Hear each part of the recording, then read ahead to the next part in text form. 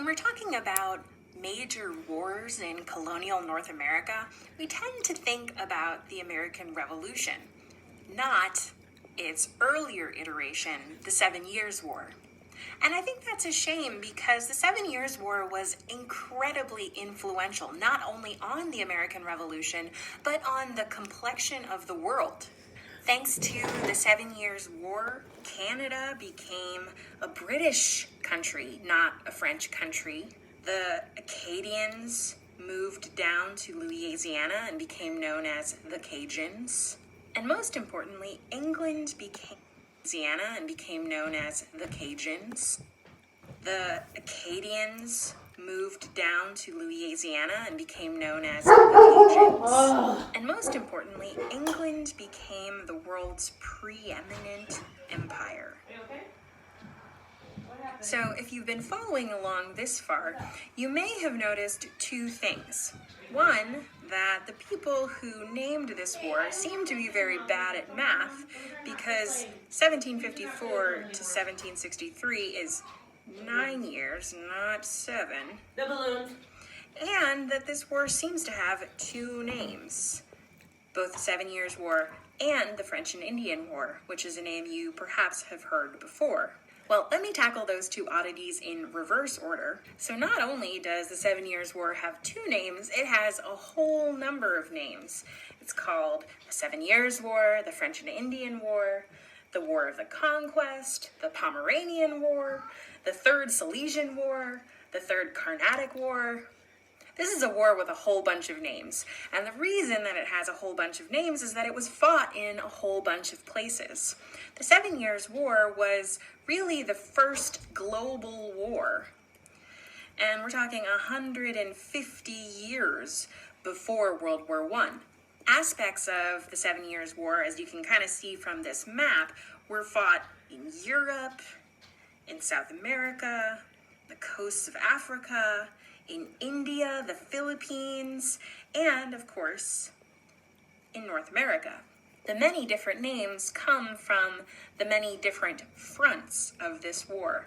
And I would say that French and Indian War is actually the name for the North American front of this war, or theater of this war. So there are two reasons why I think 7 Years' War is a better name than French and Indian War. One is that 7 Years' War gets at the idea that it was not just happening in North America, it was happening all over the world, so it shows that it was a global war. But I also think 7 Years' War is a better name than French and Indian War because I think French and Indian War is kind of confusing because you would think that it means that the principal parties in this war were the English versus the French and the Indians, when in fact it was the English and their Indian allies versus the French and their Indian allies. Native Americans fought on both sides of this conflict.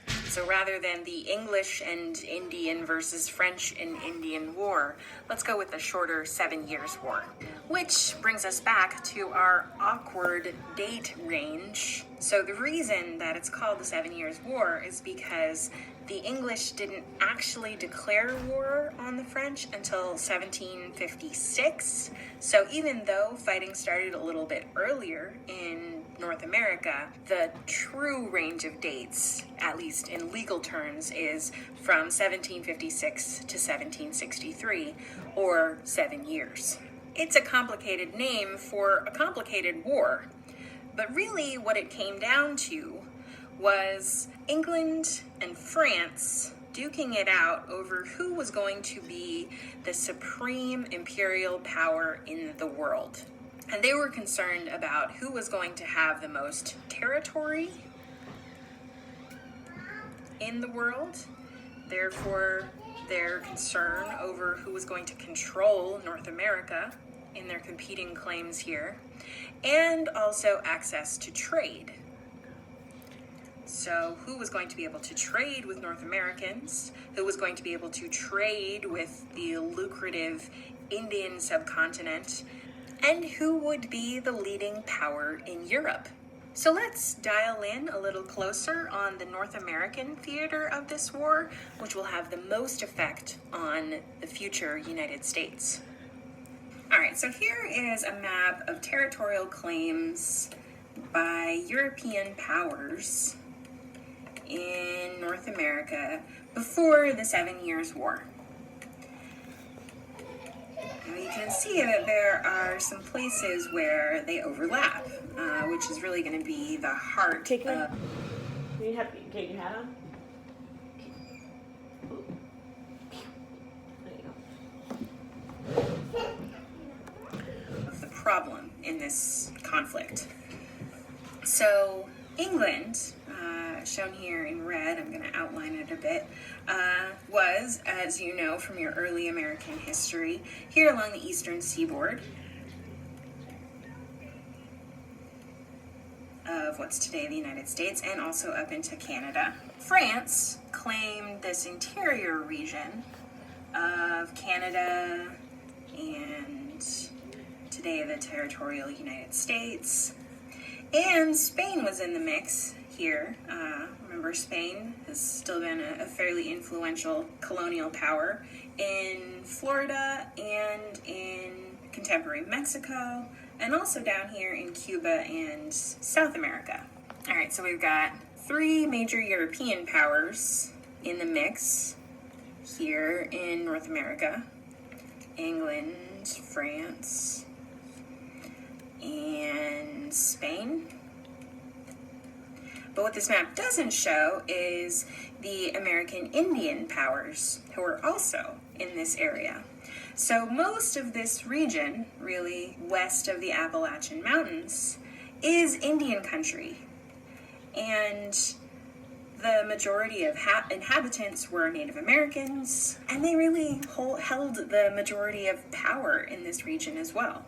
So major Native American groups that are in play in this conflict are the Iroquois Confederacy, and also Cherokees, Hurons, Algonquins,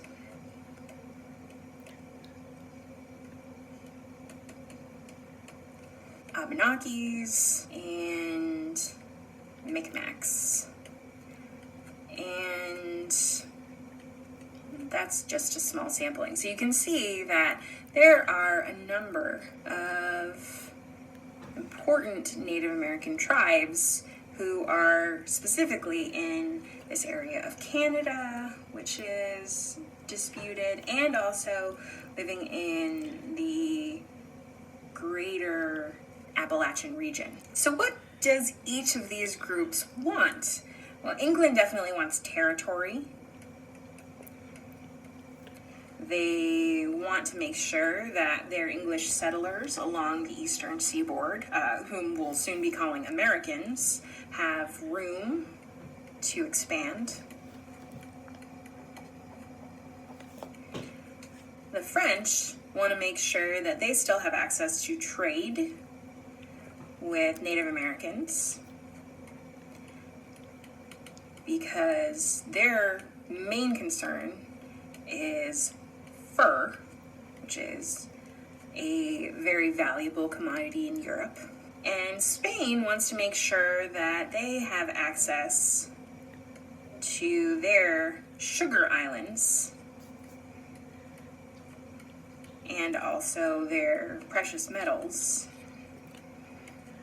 in the Caribbean and in South America.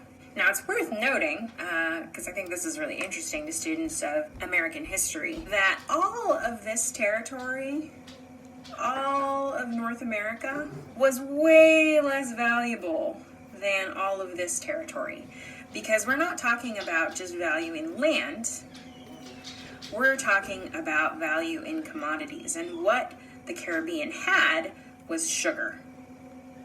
And sugar is the most valuable crop in this time period. So a tiny island down here in the Bahamas is probably worth more to a European power than the entire interior of North America.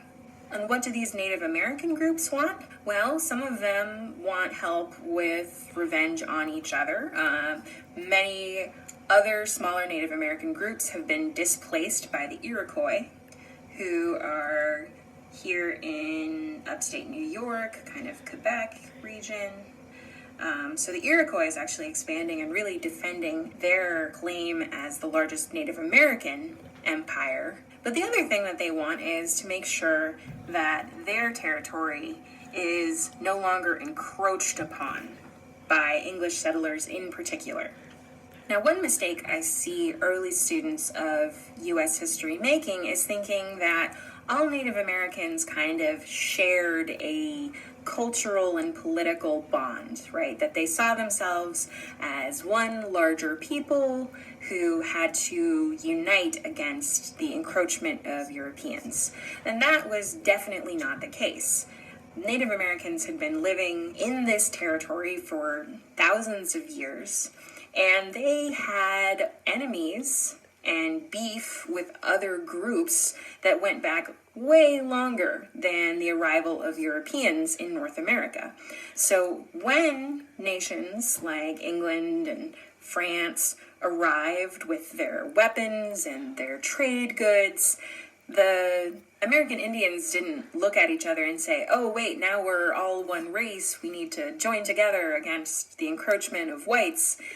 They saw England and France and Spain as possible avenues to getting one up on their older enemies. So when an English trader sold a gun to, say, a Huron, he was way more likely to go after, say, the Iroquois with that gun than he was to go after a French trader. So another reason why the 7 Years' War is a better name for the French and Indian War than French and Indian War is because these Native American groups did not ally all with France. In fact, the Iroquois and Cherokee ended up allied with England, and most of the other Native American groups ended up allied with France. But they were fighting each other in addition to fighting England. All right, so the stage is set for this conflict with all of these competing groups in this unclear territory, and how this turns into a war we'll get to in the next video.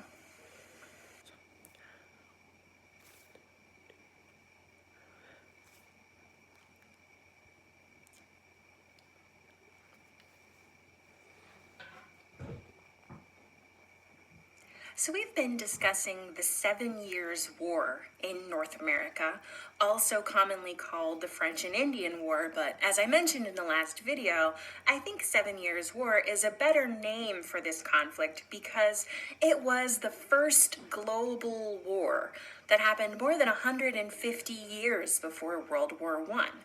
And this global war was, at its heart, about who would be the dominant empire in the world. Would it be England or would it be France? Now, in the North American theater of this war, England, France, and their Native American allies on both sides were vying for territory, and particularly territory along the Appalachian Mountain Range in upstate New York, Canada, this kind of western territory that was the border between the English settlement and Indian upstate New York, Canada, this kind of western territory that was the border between the English settlement and Indian country to the west. So in this video, let's talk about how the war actually progressed and what its consequences were for North America and later the United States. All right, so we've got the English, the French, and a number of Native American tribes all kind of jostling for position in North America. Now, what stresses the British out the most is the presence of the French in the Ohio River Valley. Both the British and the French have laid claim to this territory, and they're both eager to strengthen their territorial claims by building forts and otherwise having a show of possession of the area. They argue over who had a presence there first. So to establish the English presence in the Ohio River Valley, the English send a young officer named George Washington to build a fort. George Washington is only 22 years old at the time. And he and his men go out to this area and they run into some French with their Native American allies at Fort Duquesne, which is where the Allegheny, Monongahela, and Ohio rivers come together, which is today Pittsburgh. So George Washington and his allies get the jump on the French, but that doesn't last very long. They're overpowered and they fall back and establish Fort Necessity on account of it was necessary. And they managed to hold out for a little while, but eventually the French, the Canadians, and their Native American allies force Washington to surrender, and he goes back to Virginia. So that's 1754. And we'll call that fail number 1. All right, so then a year later, 1755, the British try to displace the French from Fort Duquesne once again, and they send Major General Edward Braddock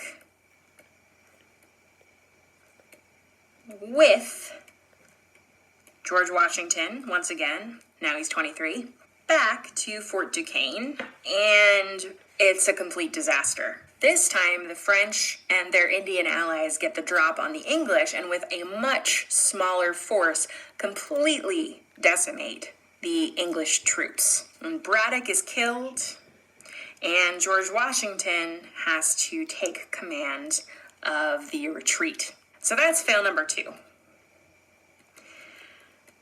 In general, this war does not go terribly well for the British at the beginning, except in one area, Acadia, where the British managed to attain control and they kick out the French settlers, the Acadians, who are transported down to the French settlement of New Orleans in Louisiana, where eventually their name becomes garbled and they're known as the Cajuns. Not the Acadians, but the Cajuns. In 1756, England finally gets around to actually declaring war on France. But it's really not for another year that the war starts to actually go well in 1757. And the reason that the war starts going well for the English, finally, is that the Prime Minister, William Pitt, decides that he is going to pour money into this endeavor. So he thinks that the English have just not had enough men, materials, money, Indian allies up until this point. So he is really going to commit the British Empire to exiling the French from this area of North America. So between 1757 and 1760, things really start looking up for the British. They finally capture Fort Duquesne, and they capture the Ohio Valley, Nova Scotia, upstate New York, and Quebec. So by 1760, pretty much all the fighting is done in North America. The English have more or less forced the French out of the eastern seaboard and Canada, And in 1763, the English and the French sit down to hammer out the Treaty of Paris. So the Treaty of Paris in 1763, and I apologize, I cannot help the fact that there are like a million treaties of Paris. There's also the Treaty of Paris that ended the Revolutionary War. There's the Treaty of Paris that ended the Spanish-American War. Paris was the place where you made treaties, and they're all called the Treaty of Paris, but this is the one that happened in 1763. In general, this was a big victory for the English. The English not only got most of France's possessions in the New World, they got New France, aka Canada. They got Spanish Florida. Spain was fighting on the side of France, so they lose that. They got a bunch of sugar islands in the Caribbean, and they pretty much got recognized as the premier power in Europe and the premier imperial power. So the largest and most powerful empire in the world. And let's not forget that the colonial Americans, citizens of Massachusetts and New York, Pennsylvania, Virginia, they were on the winning side here. They fought alongside the British regulars. They repelled the French and their Native American allies. This was actually a pretty big confidence boost for young America. But there were some other consequences of this war. On the not-so-good side, the 7 Years' War was not particularly good for Native Americans in general, both those who had allied with the British and those who had allied with the French. They no longer had two imperial powers vying against each other in North America that they could play off of each other. Now, Native Americans were only dealing with the British, who certainly America that they two imperial powers vying against each other in North America that they could play off of each other. Now, Native Americans were only dealing with the British, who certainly were not giving them a fair seat at the table. Not long after the 7 Years' War, they will institute what's called the Proclamation of 1763,